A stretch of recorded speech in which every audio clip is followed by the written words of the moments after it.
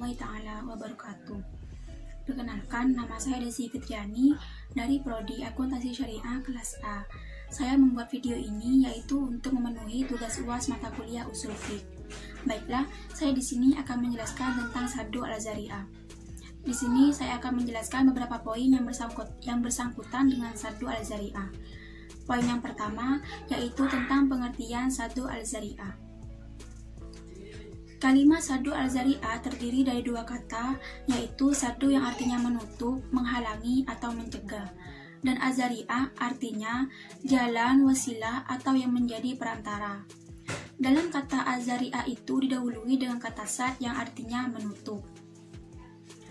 Oleh karena itu, dapat disimpulkan pengertian dari Saddu al-Zari'ah yaitu merupakan suatu metode penggalian hukum Islam dengan mencegah, melarang, menutup jalan atau wasilah suatu pekerjaan yang dapat menyebabkan terjadinya kerusakan atau sesuatu yang dilarang.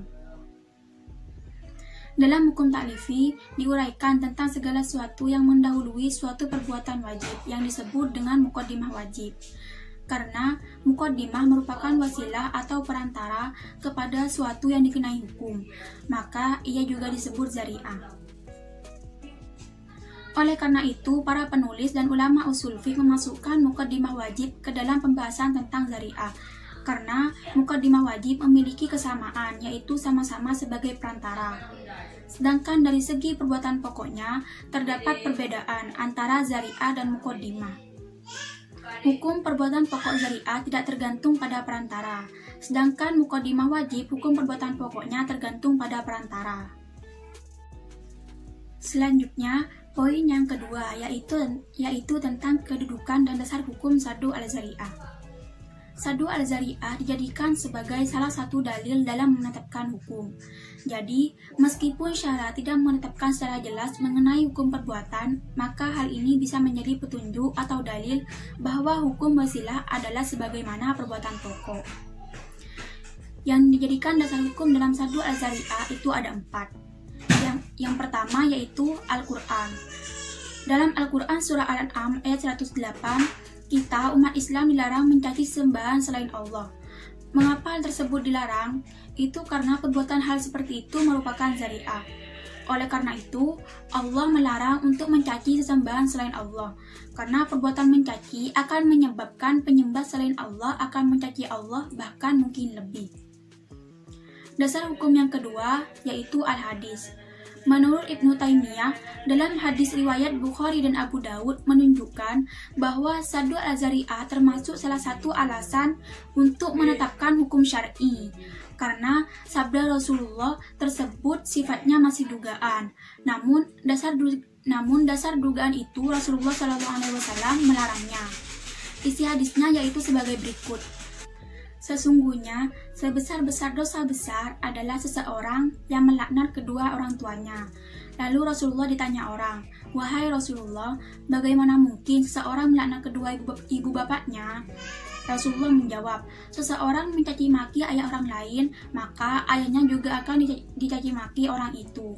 Dan seseorang mencaci maki ibu orang lain, maka ibunya juga akan dicaci maki orang itu." Dasar hukum Saddu al-Zari'ah yang ketiga ialah kaidah fikih. Dar'ul mafasidi muqaddamun ala jalbil masalihi. Artinya, meninggalkan keburukan atau mafasadah lebih diutamakan daripada meraih kebaikan atau maslahah.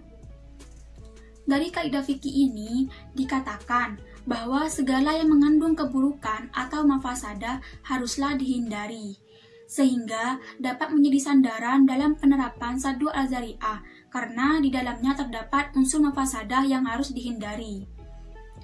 Dan dasar hukum Saddu al-Zari'ah yang terakhir yaitu logika. Secara logika, ketika seseorang memperbolehkan atau memerintahkan sesuatu, maka ia juga akan memperbolehkan segala hal yang akan mengantarkan terwujudnya tersebut. Begitupun sebaliknya. Ketika seseorang melarang sesuatu, maka ia pun melarang segala hal yang dapat mengantarkan kepada sesuatu yang dilarang itu. Selanjutnya, poin ketiga yaitu pandangan ulama tentang Saddu al-Zari'ah. Dari kalangan ulama terdapat banyak perbedaan pendapat. Namun, dasar pegangan ulama untuk menggunakan Saddu al-Zari'ah adalah kehati-hatian dalam beramal ketika menghadapi perbenturan antara maslahat dan mafsadat. Bila maslahat yang dominan, maka boleh dilakukan, dan bila mafsadat yang dominan, maka harus ditinggalkan.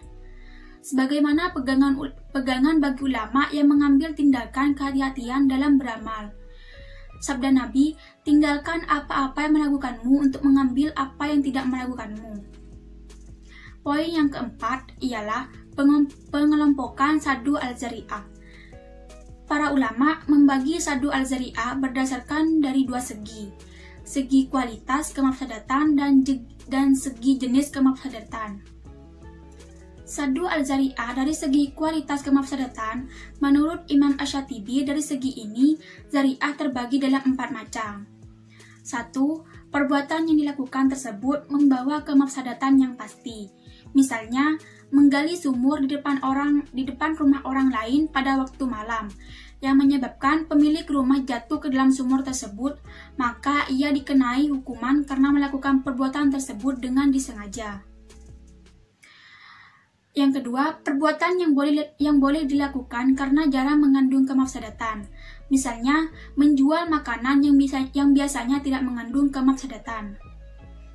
Yang ketiga, perbuatan yang dilakukan kemungkinan besar akan membawa kemafsadatan, seperti menjual senjata pada musuh yang dimungkinkan akan digunakan untuk membunuh. Dan yang terakhir, perbuatan yang pada dasarnya boleh dilakukan karena mengandung kemaslahatan, tetapi memungkinkan terjadinya kemafsadatan. Saddu al-Zari'ah dari segi kemafsadatan yang ditimbulkan, menurut Ibnu Qayyim al-Jauziyah, pembagian dari segi ini antara lain sebagai berikut. 1. Perbuatan yang membawa kepada suatu kemafsadatan seperti meminum minuman keras yang mengakibatkan mabuk, sedangkan mabuk adalah perbuatan yang mafsadat. Yang kedua, suatu perbuatan yang pada dasarnya diperbolehkan atau dianjurkan tetapi dijadikan sebagai jalan untuk melakukan suatu perbuatan yang haram, baik itu disengaja maupun tidak. Seperti contohnya, seorang laki-laki menikahi perempuan yang ditalak 3 dengan tujuan agar wanita itu bisa kembali pada suaminya yang pertama. Selanjutnya, poin yang terakhir ialah urgensi Saddu al-Zari'ah pada masa kini. Urgensi Saddu al-Zari'ah pada masa kini diantara lain sebagai berikut. Yang pertama, al-Zari'ah sebagai metode menemukan maqasid al-syariah. Dalam hal ini, hukum Islam harus mampu mempresentasikan dan mewujudkan tujuan utama diturunkannya syariat Islam, dengan menghindarkan manusia dari kebinasaan dan kerusakan, dan sebaliknya mampu menciptakan unsur keadilan, persamaan, persaudaraan, kebebasan, dan kesejahteraan pada semesta alam. Yang kedua, Saddu al-Zari'ah dengan prinsip an-nashar fi ma'amalat. Tujuan utama Saddu al-Zari'ah dengan prinsip an-nashar fi ma'amalat memiliki peran penting dalam upaya menciptakan kemaslahatan dalam pengembangan hukum bisnis syariah. Posisi hukum bisnis syariah sebagai dari norma atau hukum Islam yang mengatur hubungan antar manusia di bidang perdagangan perlu mendapat perhatian. Yang ketiga, prinsip Saddu al-Zari'ah dalam hukum nasional. Keberadaan prinsip Saddu al-Zari'ah dalam perundangan konvensional memiliki peran penting dalam memberikan solusi penyelesaian persoalan hukum dengan tampilan yang lebih humanis. Baiklah, hanya itu yang dapat saya sampaikan. Kurang dan lebihnya mohon maaf. Wabillahi taufiq wal hidayah. Wassalamualaikum warahmatullahi taala wabarakatuh.